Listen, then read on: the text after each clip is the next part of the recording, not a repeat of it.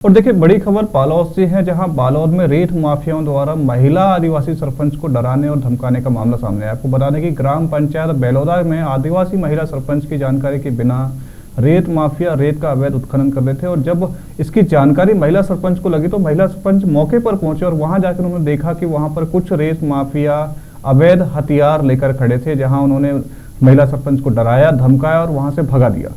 ताजा मामला डोंडी ब्लॉक के ग्राम पंचायत बलौदा का है, जहां आश्रित ग्राम मराम खेड़ा का है, जहां पर लगातार रेत माफिया द्वारा रात के अंधेरे में चैन माउंटेन से खेत खनन किया जा रहा था। सूत्रों से मिली जानकारी के अनुसार यह खदान है ग्रामीणों के माफियाओं के साथ साठगांठ चल रही थी, जिसकी जानकारी सरपंच को भी नहीं थी। कुछ दिनों बाद मात्र खाना पूर्ति के लिए खनिज विभाग और राजस्व विभाग मौके पर पहुंचे और खाली हाईवा को जब्त किया था, मगर यह गाड़ी किसकी है बताना उचित नहीं समझे। हमारे संवाददाता बोधन भट्ट ने जब राजस्व विभाग से फोन से चर्चा करनी चाहिए तो उन्होंने फोन रिसीव करना उचित नहीं समझा, और खनिज विभाग का कहना है कि मौके पर पहुंचे थे मगर वहां खाली गाड़ी मिलने से कोई कार्रवाई नहीं हुई। उधर सरपंच का कहना है कि खनिज विभाग द्वारा मुझे जानकारी दी गई थी, तब मौके पर पहुंची थी और एक चैन माउंटेन और 4 हाईवा को जब्त किया गया था। वहीं सरपंच ने बताया कि कुछ दिनों बाद फिर से रेत खनन हो रही थी, जिसकी सूचना मिलने पर कुछ ग्रामीणों और पंचायत प्रतिनिधियों को उस स्थान पर भेजा था, पर रेत माफिया 10 से 15 की झुंड में डंडा लाठी लेकर उस जगह पर डटे हुए थे, जिससे कि वे सब डर कर वापस आ गए। रेत माफिया द्वारा मुझे लगातार धमकी दी जा रही है और मैं लगातार पेशी जा रही है, जिससे कि मैं बहुत ही ज्यादा परेशान हो गई हूँ। अब देखना यह होगा कि क्या आदिवासी सरकार विष्णुदेव के सुशासन में आदिवासी सरपंचों को न्याय मिल पाएगा या यूं ही दहशत की जिंदगी गुजारते रहेंगे। बालोद से बोधन भट्ट की रिपोर्ट। सर, कब से खनन होते हैं वो जानकारी नहीं है, और मतलब खनिज विभाग वाले सब मतलब बुलाएगी तब मैं वहाँ गई और ओकर द्वारा के दिन पहली खनिज विभाग वाला मनाई से यानी कि 4 तारीख को आए थे। यहाँ तो लगभग 10-15 दिन से पहले चला थी सवेरे रेत खनन, रात रात में चले जानकारी से, तो आप 4 दिन पहले कैसे खबर चली?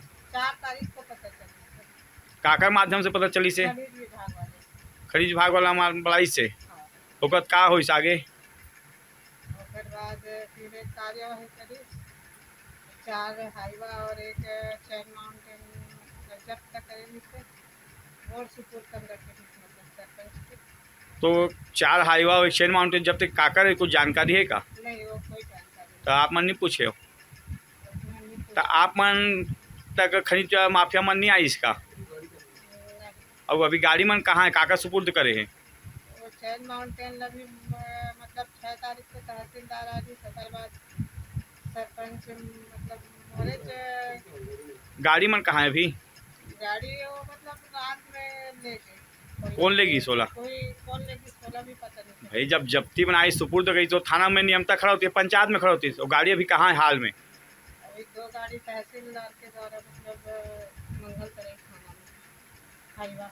रेत कौन खनन करते हो ठेकेदार के मालूम नहीं है ना? कोई मालूम नहीं। तो कोई धमकी वमकी दे आप लोग का है, कुछ जानकारी है?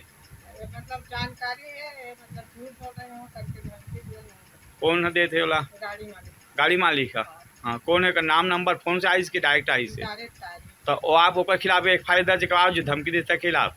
नहीं, मतलब ऐसी सूचना दे दे, हम चैन माउंटेन सुपुर्द हम रखे भी करके मतलब आधा रात को मैं भेजे भी गए 5 आदमी वो लोग 5 16-17 लोग थे, तो 5 डर गए। फिर तो घर में आई सो मन? हाँ, नहीं, वही मतलब स्टाफ में बुला के। हाँ, ये धमकी कैसे टाइप की दी धमकी आप ला? नहीं, हमारे गाड़ी जब्ती हो गई तो हम का कर को आप लोग भी पता भी सुई। तो आगे का चाहते हो आप?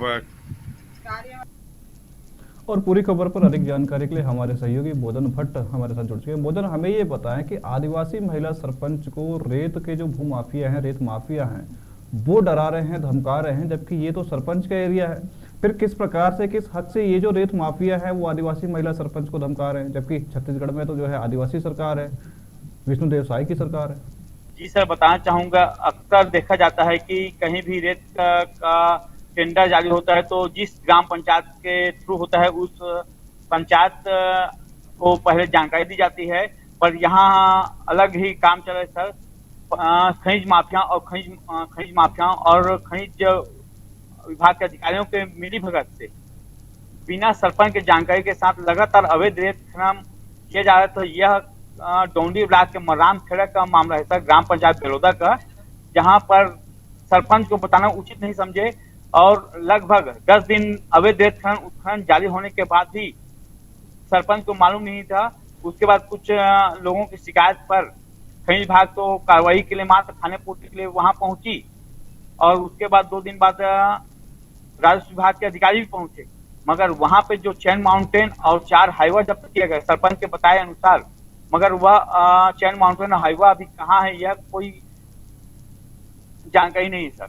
बोधन, हमें ये बताएं कि जिस प्रकार से आप बता रहे हैं कि चैन माउंटिंग देखी गई, हाईवा देखा गया, तो क्या राजस्व विभाग जो है या यूँ कहे कि माइनिंग विभाग जो है वो इसको देखकर लौट आया है या जानबूझकर इस प्रकार की हरकतें कर रहा है कि हमें जो है हमारी साठगांठ हो गई है और हमें उनके ऊपर कोई कार्रवाई नहीं करनी, सरपंच जाने और रेत माफिया जाने, हम तो अपनी कुर्सी को बहुत अच्छे से बचा लेंगे, हमें तो हमारा हिस्सा मिला। कहाँ, क्या यहाँ पर कोई हिस्सा देखने को मिला है? क्या यहाँ पर कोई भ्रष्टाचार देखने को मिल रहा है कि सरपंच की नहीं सुनी जा रही है, सरपंच के एरिया से जो है रेत निकाला जा रहा है और चैन माउंटिंग देखने के बाद भी जो राजस्व विभाग और माइनिंग विभाग वापस आ जाता है?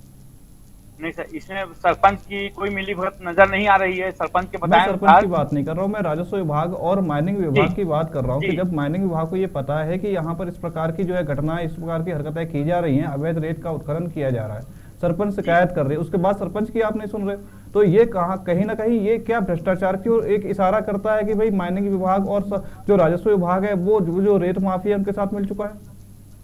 जी सर, ये पूरी भ्रष्टाचार की कहा जाए।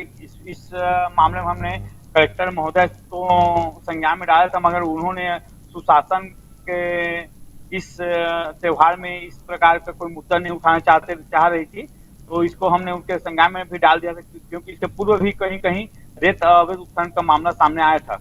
उसके बाद हमें ये बताइए कि जो महिला सरपंच है जिसको धमकी देने की बात भी है सामने आई है कि वो महिला सरपंच बता रहे कि कुछ रेत माफिया जो है उनके घर पे आए हैं, उनको धमका के गए, किस प्रकार की ये धमकी जो है महिला सरपंच को दी गई है? किस प्रकार से महिला सरपंच जो शिकायत जो है पुलिस में की है? रेत माफिया सरपंच के बताए अनुसार रेत माफियाओं का कहना है कि सर कि आपके द्वारा उनको खनिज विभाग को जानकारी दी गई थी, जिसके द्वारा हमारे हाईवा को जब्ती बनाया गया है, अगर आप नहीं आती तो हमारा कार्रवाई नहीं होता, इस कारण उसको धमकी दी जा रही सर। बोधन, एक और मेरा सवाल आपसे ये है कि कितना रेत अभी तक वहां पर जो है रेत माफियाओं के द्वारा निकाला गया है और उसकी जो शिकायत है किस स्तर के जो है अधिकारी उनके सामने की गई है सरपंच के माध्यम से? क्या कलेक्टर के सामने ये शिकायत की गई है या अपर कलेक्टर के सामने ये शिकायत की गई है या एसडीएम के सामने शिकायत की है या फिर माइनिंग ऑफिस के जो अधिकारी होते हैं, माइनिंग अधिकारी जो होते हैं, जिला माइनिंग अधिकारी या जिला राजस्व अधिकारी, उनके सामने कोई शिकायत सरपंच के द्वारा की गई है? बोधन, नहीं सर, इसमें कलेक्टर, अपर कलेक्टर और एसडीएम के अधिकारी के कोई शिकायत नहीं की है। रेत माफियाओं और खनिज विभाग के और राजस्व विभाग की मिलीभगत से अवैध रेत खनन लगभग 15 दिनों से लगभग 1000 हाईवा लगभग तो रेत का अवैध उत्खनन किया जा चुका है।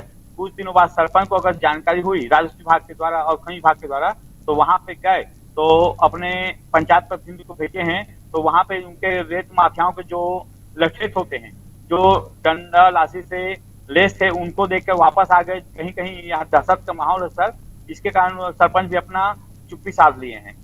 चलिए, बहुत बहुत धन्यवाद बोधन तमाम जानकारी के लिए। तो आपको बता दें कि बालोद में रेत माफियाओं का आतंक इतना ज़्यादा देखने को मिल रहा है कि महिला सरपंच को धमकी दे रहे हैं और वहां से अवैध रूप से रेत का जो है वो परिवहन कर रहे हैं, भंडारण कर रहे हैं, अवैध रूप से उसका ट्रांसपोर्ट कर रहे हैं। लेकिन जो राजस्व विभाग है, जो माइनिंग विभाग है, वो आंखों पर चुप्पी साध कर बैठा हुआ है, जबकि यहाँ पर महिला आदिवासी सरपंच को लगातार जो है रेत माफियाओं के द्वारा धमकी जाती है और धमकी के कारण जो महिला आदिवासी है, जो सरपंच है, वो चुप्पी साध कर बैठ जाती है।